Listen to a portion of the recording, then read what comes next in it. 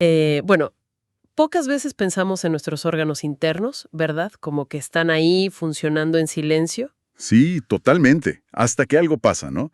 Y el hígado es, bueno, un ejemplo clarísimo de eso. Un trabajador incansable. Justo.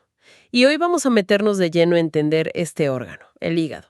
Nos basamos en, bueno, en material de fisiología bastante completo. Sí, Es el órgano interno más grande. Pesa como 1,5 kilos. Una locura. ya sé de todo. Una verdadera maravilla. Sí, Mm, señor. La idea es, a ver, vamos a ver su estructura básica, ese flujo de sangre tan particular que tiene, sus funciones metabólicas, que son clave. Procesa de todo, azúcares, proteínas, ujú. también cómo nos desintoxica y hasta cómo algo como la bilirrubina nos ayuda a diagnosticar cosas. Queremos entender por qué es tan esencial y, claro, qué pasa cuando falla. Perfecto. Empecemos por lo básico, su estructura, su anatomía. Decíamos, 1,5 kilos, más o menos el 2% del peso corporal. Podríamos decir que es como la CPU del cuerpo. Es una buena analogía, ¿sí? Su unidad funcional básica es el lobulillo hepático. Imagina como pequeñas unidades hexagonales. Ok. Cada uno tiene una vena en el centro, la vena central. Y de ahí salen como rayos placas de células hepáticas, los hepatocitos. Y entre esas placas, Ahí están los sinusoides hepáticos. Son unos canales de sangre muy especiales. especiales porque la sangre que les llega es distinta, ¿no? No viene de un solo sitio. Exacto. Ahí está una de las claves. Tiene un doble suministro de sangre. Por un lado, la vena porta. Ajá. Le trae más o menos 1 litro por minuto, unos 1050 mililitros minuto, directo del intestino, cargada de nutrientes. Recién absorbidos. Exacto. Y por otro lado está la arteria hepática. Esa le da unos 300 mililitros minuto de sangre oxigenada.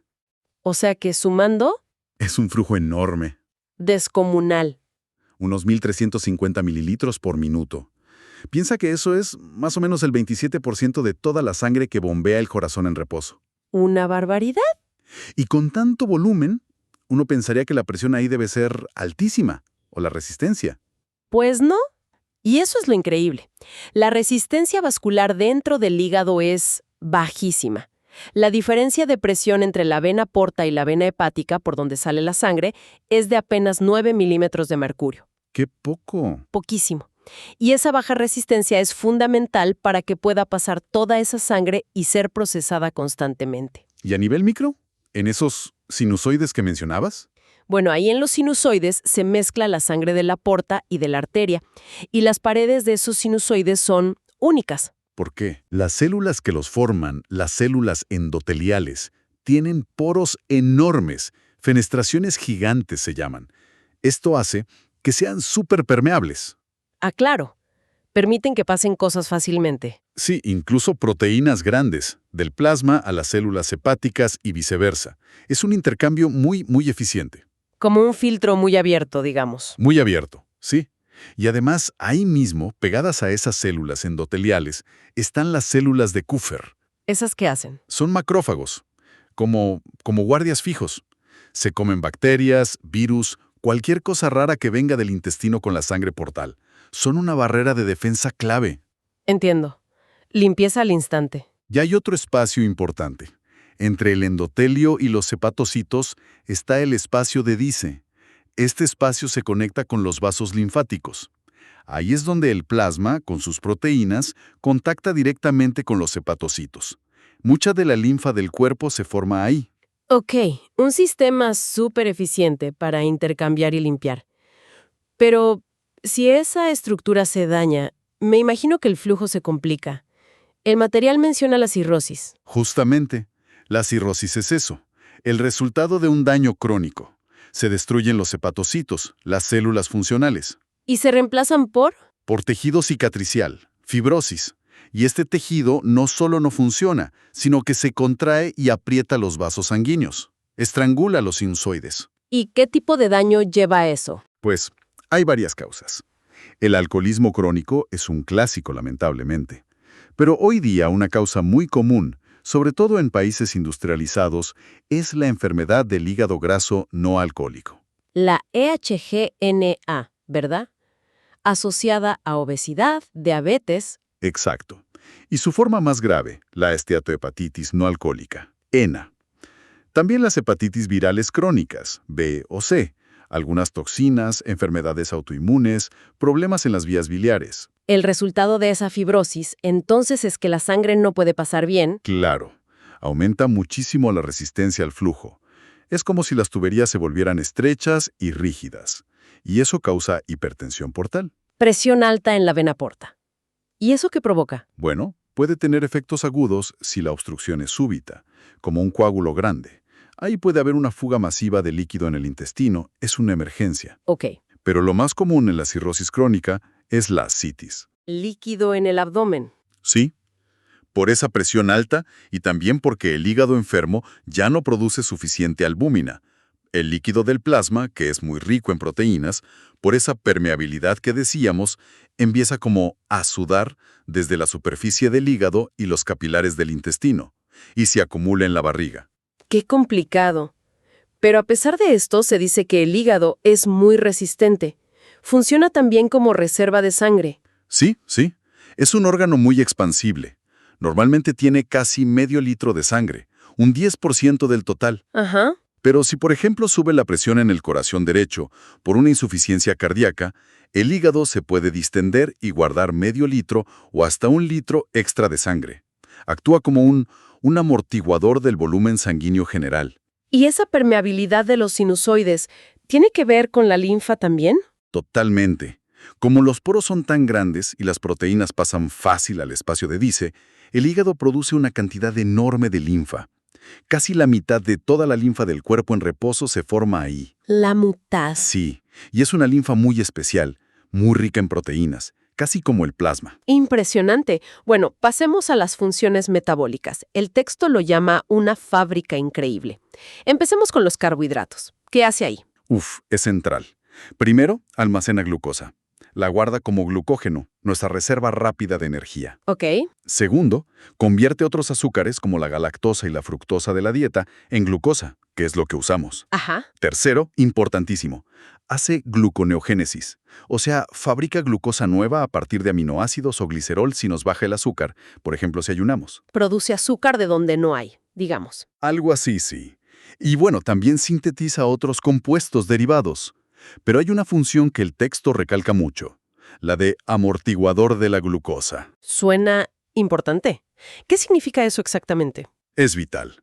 Piénsalo, si no fuera por el hígado, después de comer tendríamos picos de azúcar enormes y entre comidas, caídas peligrosas. Claro. Lo que hace es, cuando comemos y sube la glucosa, el hígado la capta y la guarda como glucógeno.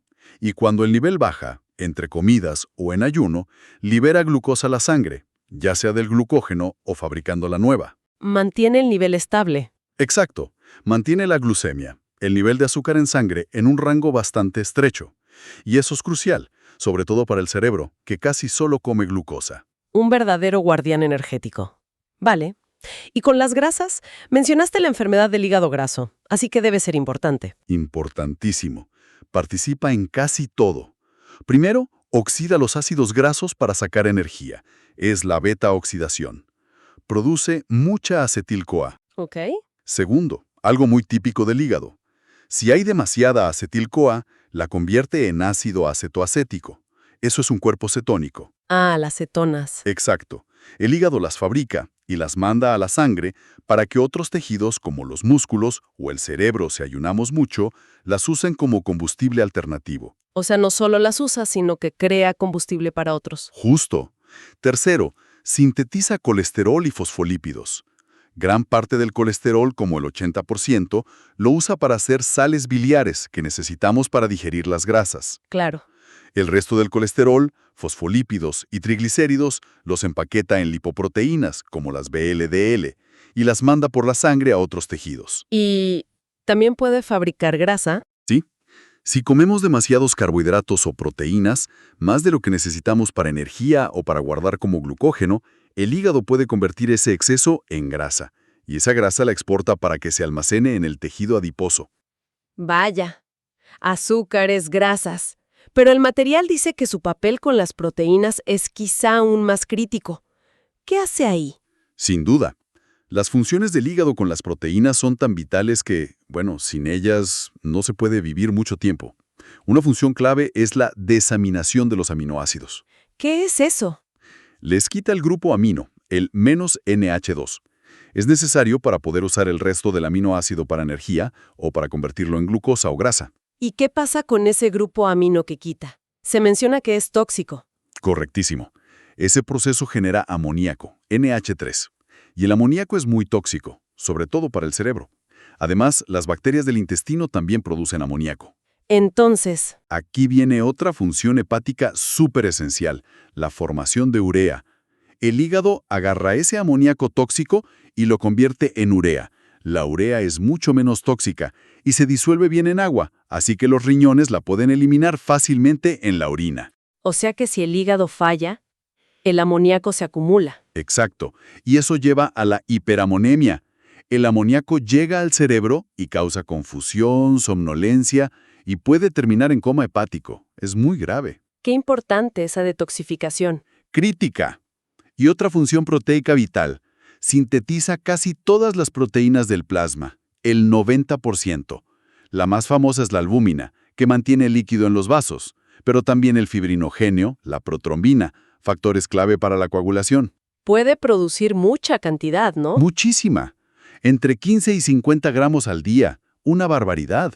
Y eso explica por qué en la cirrosis, cuando falla esta síntesis, viene el edema, la ascitis, por falta de albúmina. Exacto, contribuye mucho a eso. Y bueno, también sintetiza aminoácidos no esenciales y modifica otros según haga falta.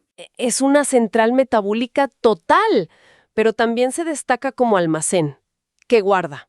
Varias cosas importantes. Es el almacén principal de vitamina A. Las reservas pueden durar hasta 10 meses. ¿10 meses? Sí, también guarda vitamina D para 3 o 4 meses y vitamina B12 para un año o incluso varios. ¡Increíble! Y es clave para el hierro. La mayor parte del hierro del cuerpo que no está en la hemoglobina se guarda en el hígado como ferritina. Las células hepáticas tienen apoferritina que atrapa el hierro. Funciona como un amortiguador del hierro en sangre. Lo guarda si sobra y lo libera si falta. Ya mencionaste la coagulación. ¿Produce directamente los factores? Sí, la mayoría. Fibrinógeno, protrombina, factor 7, 8, 9, 10. Y aquí hay un detalle importante. Para sintetizar varios de ellos necesita vitamina K. Ah, claro. Por eso, si falta vitamina K o si el hígado está muy dañado, la coagulación se altera mucho. Y llegamos a la función de limpieza, de desintoxicación, quizás la más famosa. ¿Cómo lo hace? Bueno, a varios niveles. Ya dijimos las células de Kupffer, que filtran bacterias y partículas de la sangre portal. Son súper eficientes, casi nada se les escapa. Ok. Pero además, el hígado procesa químicamente y elimina un montón de sustancias. Muchos fármacos como las penicilinas, sulfamidas. Los modifica y los excreta por la bilis.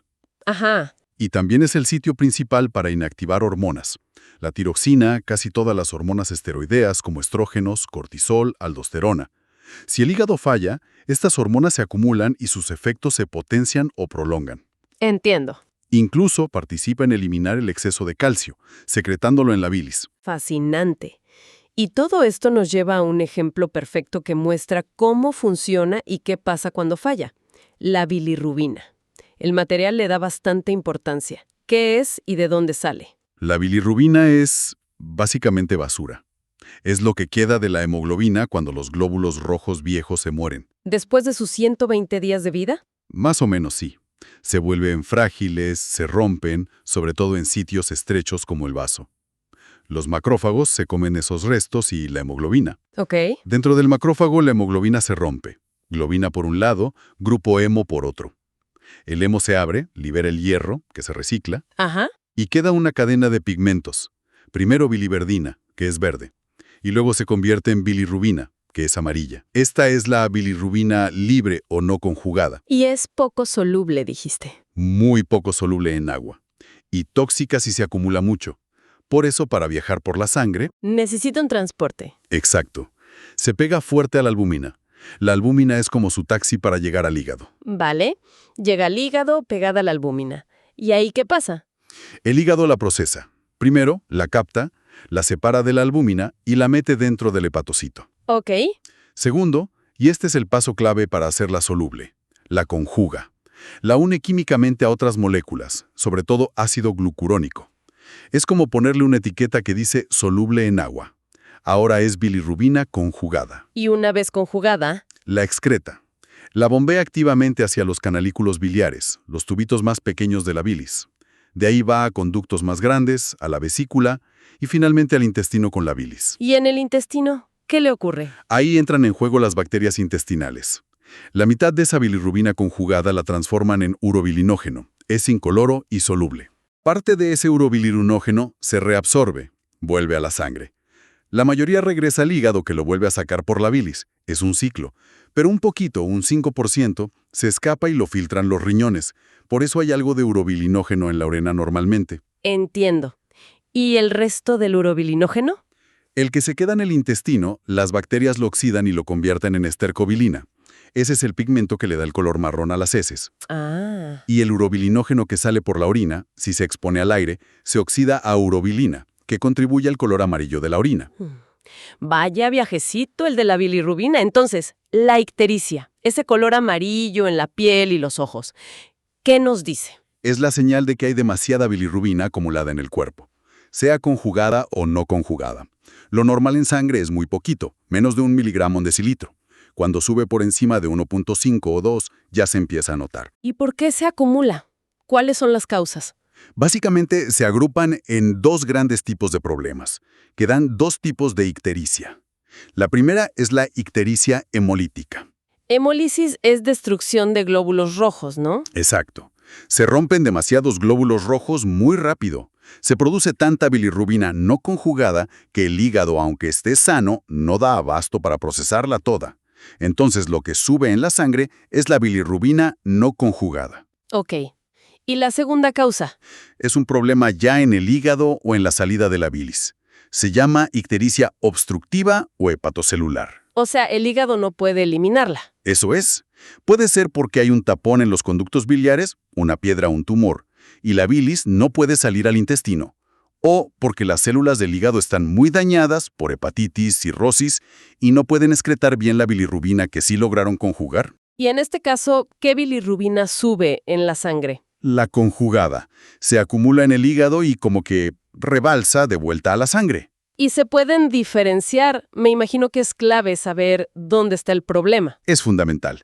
Los análisis de sangre miden la bilirrubina total y te dicen cuánta es conjugada, directa, y cuánta no conjugada, indirecta. Eso ya orienta mucho. Claro. Pero hay más pistas. Si la obstrucción es completa, total, no llega nada de bilirrubina al intestino. Entonces no se forma. Urobilinógeno. Exacto. Así que no habrá urobilinógeno en la orina. Cero. Y las heces serán muy pálidas, color arcilla, porque no hay estercobilina. Se llama acolia. Ok. Eso es muy característico. Y además, como la bilirrubina que está alta en sangre es la conjugada, que si es soluble, los riñones la pueden filtrar. Eso hace que la orina sea muy oscura, color como de coñac o té cargado. Se llama coluria.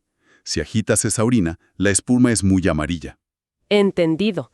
¿Y en la hemolítica? Ahí es distinto. Como se produce mucha bilirrubina, también se forma mucho urobilinógeno en el intestino. Parte se reabsorbe y aparece elevado en la orina. Mucho urobilinógeno urinario. Ajá. Pero la bilirrubina en orina suele ser negativa, porque la que está alta en sangre es la no conjugada, y esa, al ir pegada a la albúmina, casi no se filtra por el riñón. Clarísimo. El caminito de la bilirrubina es como seguir las migas de pan para encontrar el problema. Bueno, ¿qué recorrido hemos hecho? Impresionante. Desde esa estructura y flujo tan especiales, pasando por ser una supercentral metabólica de todo, un almacén, una depuradora, hasta este viaje de la bilirrubina que nos sirve de chivato. Sí, y lo importante es ver cómo todo se conecta, ¿no? No son funciones separadas. Si falla el flujo, afecta el metabolismo. Si falla la síntesis de proteínas, afecta la coagulación y los líquidos. Si se dañan las células, no se detoxifica ni se excreta bien. Todo está ligado. Exacto. Y aunque es verdad que tiene una capacidad de regeneración asombrosa, esa capacidad tiene un límite. El daño crónico la puede superar. Y justo sobre eso, la regeneración.